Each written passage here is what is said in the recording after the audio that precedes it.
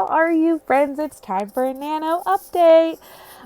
We are pretty much officially halfway through the month of November, and I am stuck at 10,000 words.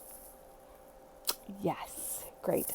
For those of you that are new here, my name is Candace. I am a mom, an author, a spoonie, and I run Cadence Creative. It's a creative education and publishing company where I run a membership for moms in creative business, especially moms who are feeling burnt out and who are chronically ill. But I am also an author and a creative myself. And right now we're talking about NaNoWriMo, or National Novel Writing Month, as it were. My plans, if you saw my previous video announcing my plans, were to write 40,000 words in my second Miller's Pointe book and write 10,000 words of my upcoming devotional that should be due out beginning of next year. Book 1 of Miller's Pointe, Dark on Fire, is actually coming out in December. And if you haven't seen it, I'm going to try to hold the phone steady. I'm actually using it right now to hold my phone, so bear with me. But this is my proof copy, Dark on Fire. I made a ton of changes. See, all these Post-its came from where changes were made in my last proofread and copy edit. So it is now complete, I think. I hope. This is not the cover. This is a cover I made for myself, but I have a cover designer secured. She is supposed to start work next week. I cannot wait to see what she does with this cover. I'm so excited about that. So this book is coming out in December. Book 2 is supposed to come out in February, maybe March. I don't know. But hopefully February, because it takes place in February. So I hope. This book takes place in December. There are references to Christmas, but it is not a Christmas book per se.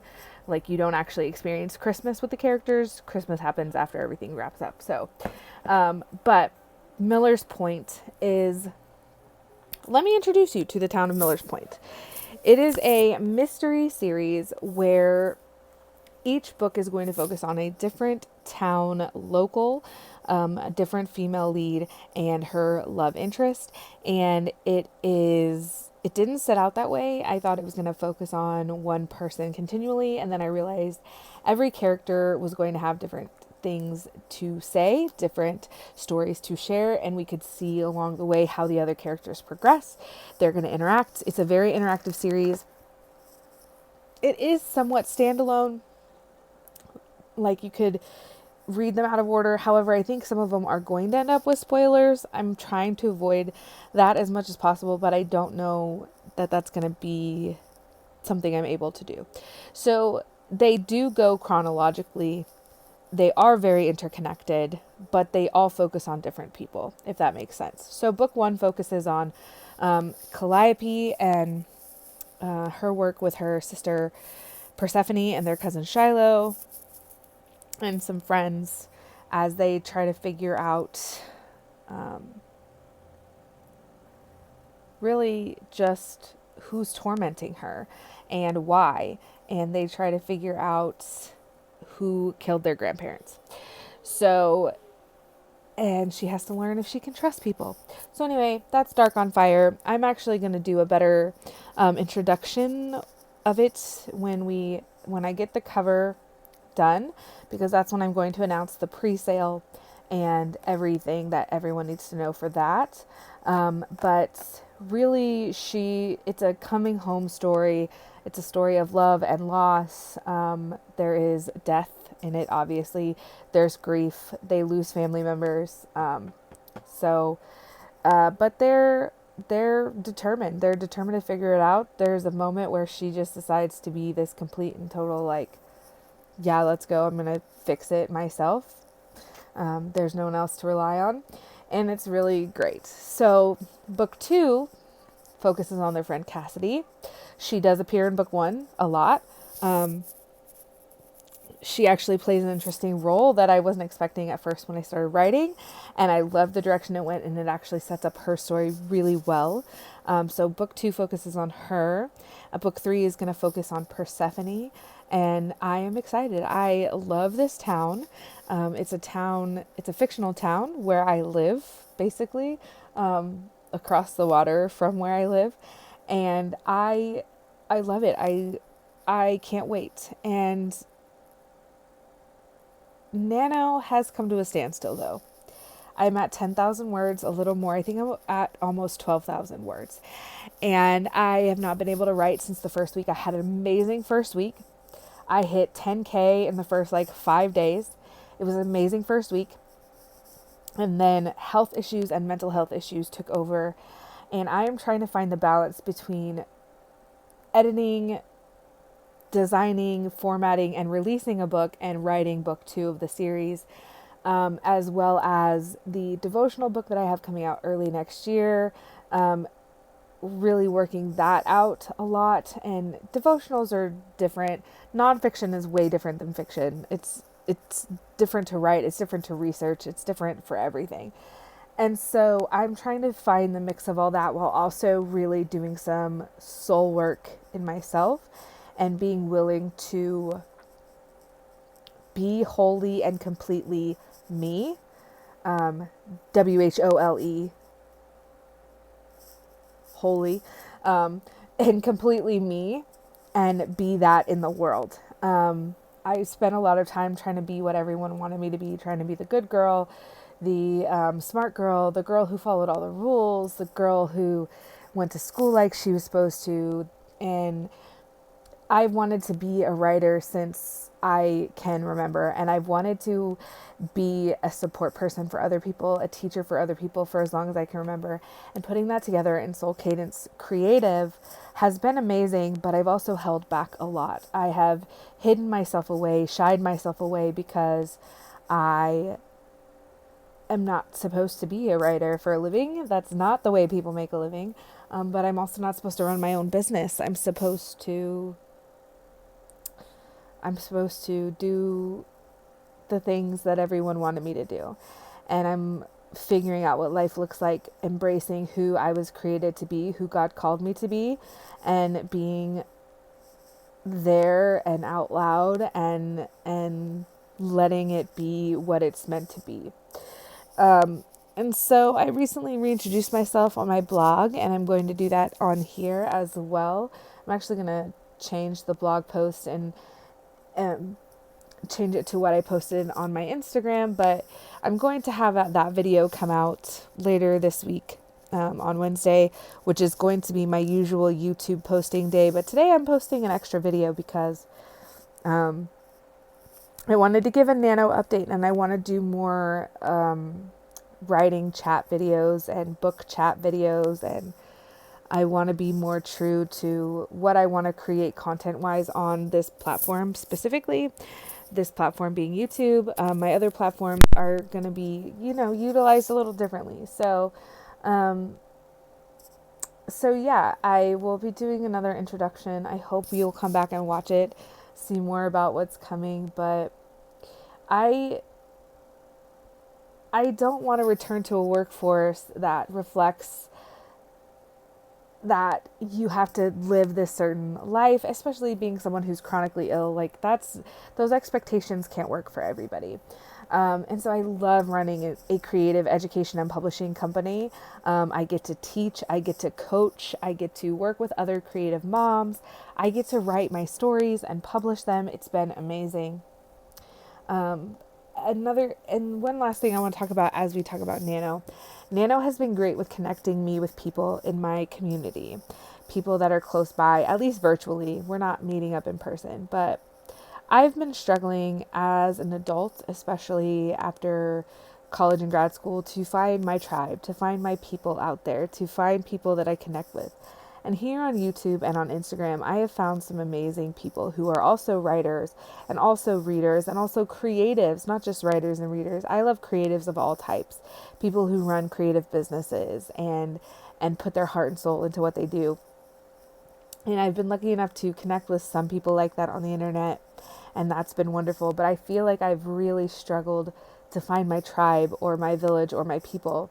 And something that I've realized, and I'm going to say this again in the video that I post reintroducing myself, but something that I've realized is if we're going to find our tribe, if we're going to find our people, we have to be who we really are. We have to let ourselves out there, and be willing to share our stories. I think of people like, oh gosh, right now I can't think of anybody that, like, I can't put them to words, but um, I think of Lindsay Puckett and how she is willing to share, her ups and downs becoming published. I think of Sarah Cannon and Heart Breathings. If you don't follow either of them, you need to go follow them. Like, they're amazing.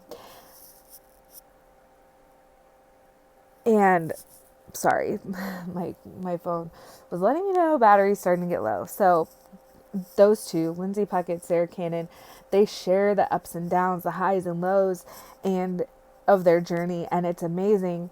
And they find their people that way. Their people find them that way. Um, another one who I have just really connected with. I know that she and I have a ton of differences, but we have a ton of similarities. Um, and it's blanking is so hard. Spoony brain is taking over, but I will get it. It'll come back to me. I'm scrolling through right now to see if I can find it so that I can, because I know if I try to just say it outright, it's going to, it's Laurel Mooring. So I was going to get that wrong if I didn't look it up. Laurel Mooring. Again, very different, but also very similar. And I have really loved her content, loved her writing journey. We're both moms who are spoonies, and we have maybe each of us some different opinions that other people might not agree with, or we're trying to build our businesses up. And her willingness to be raw and authentic and real is just fantastic. It's a breath of fresh air. Honestly, go follow her too. Lindsay, Sarah, Laurel, go follow all of them. The reason that I had to look for it, because I was wanting to call her Laura, and I knew that wasn't right. So, Laurel, if you watch this, I do apologize. I just wanted to make sure I got it right, because I was not going to get that right. So, anyone watching this, go follow her, go follow Lindsay, go follow Sarah. But we have to be willing to be ourselves, to find our tribes, to find our people, to find people we resonate with. And I know there's a lot of people in my life who don't love the writing. I know there's a lot of people in my life who don't love the Instagram and the YouTube and the social media and putting myself out there. I know there's a lot of people in my life who want me to stay in the neat little box that they put me in as I was growing up, that they saw me in as a young adult. I know that there's a lot of people out there who think it's not cool that I write fiction, who would be perfectly fine if I just was content to write nonfiction, especially, scripture-based, Bible-based, faith-based nonfiction, and can't understand the fiction aspect of things. And I get that. I understand. And that's built a negative story in my own head of resistance to what I'm doing. But I've been doing this since I was 8 years old. I have mystery stories that I wrote when I was 7 or 8, when my grandma was visiting and I was visiting my dad. I have poems that I wrote when I was a preteen and a teen, when I was going through loss and grief. I have my first book I wrote when I was 8 years old. It was about a hockey team. I don't know.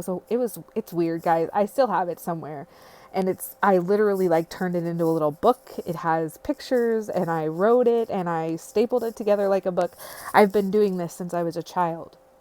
But as I got older, I did the more practical things that everyone wanted me to do. And that's ending now. Now I am living out what I feel like I'm meant to do, and I have these stories in me, and they just keep growing in my head as I write or think about something for one book. Something comes up for someone later, and I've actually started to tie some things together for future books, and I'm so excited. And this town is now a part of me. This story, it's a part of me. I am now, 70,000 words deep, and countless other scenes and things that are playing in my head. So one thing I'm hoping to get out of this NaNo, even if I don't win, which I'm not going to, I've never won a NaNo. I don't think this year is going to be the year, but we'll see. But I think one thing I am getting out of this year is finding that community. Even if I don't stay super connected with authors in my area, I have built some connections there, and I've put myself out there, and it's been great, and I need to get back to that. I've discovered some local places that I can go that have proprietors that are just as passionate about writing as I am, that are also running independent businesses that I can support here in the area. And by using YouTube and Instagram, I've connected with other authors, other readers. I've discovered other books that I've loved, other authors that I've enjoyed their content, even if I don't love necessarily their genre that they're working in. Their content is great, and it's been just so wonderful. And I'm not the best at reaching out. I'm not the best at connecting. I try, but it's been wonderful. So yeah, that's my spiel. That's my NaNo update. That's my spiel on being who you are boldly so that you can find your people and your tribe. That's my suggestions of 3. There are so many more, but 3 YouTubers that you can go check out that are real and raw with who they are. They are boldly and authentically themselves. It's amazing. It's a breath of fresh air. Lindsay Puckett, Sarah Cannon, and Laurel Mooring. I will link them all below. I love them. I watch them every week. I look for their stuff to come out. I'm a little behind right now, but I look for their stuff to come out. I love watching their journeys and just how real and raw they are. And pretty sure all 3 of them are actually also chronic illness warriors like myself, of some kind. And so even if they don't focus on that in their channel, they're still wholly and fully themselves. And it's just such a breath of fresh air. So go follow them, go show them some love, and build your community. And if you're holding yourself back from something, let's say you wanted to participate in NaNo this year, but you were holding yourself back because that's not what you're supposed to do, or let's say you are wanting to start a soap business like Katie from Katie? The Duchess of Suds from Royalty Soaps. She's amazing. Maybe you want to start a soap business. Maybe you want to sell your art. Maybe you want to be a musician. Maybe you want to open your own cafe or bakery. Maybe, who knows what you want to do. You want to do something creative. This is the place. This is the channel for you, especially if you're a mom and you're burnt out and you're trying to figure it all out. This is the place for you. There will be more about that in my reintroduction video, but that's really what I've come here to create. I've come here to create a place for creatives, especially creative mamas who want to find their place in all of this. So that's what I have for you today as a NaNo update. Again, on Wednesday, which is my usual day, my reintroduction video will come out. I thought about filming it today, but I might wait till Wednesday. I'm behind on filming, so we'll see. But that's going to come out Wednesday, and I hope that you will look into ordering or pre-ordering Dark on Fire when all that information comes out. I can't wait to see what my cover designer comes up with, and sharing the cover with you and who the cover designer is and all that fun stuff. Yeah, I'm just excited. It's pretty much done. The last step is the book cover, putting everything in and getting the release date set. So that's exciting. Yeah, so this is probably the part where I'm supposed to tell you to like, comment, and subscribe, and I'm not great at that, but share below how NaNo is going for you if you're participating, or if you're not a writer and you're watching this and you are creative of some kind. Share below what kind of creative endeavors you do, or creative businesses you're wanting to start, or what's holding you back. Share in the comments below. I look forward to hearing from you, and I will see you again soon, friends. Bye.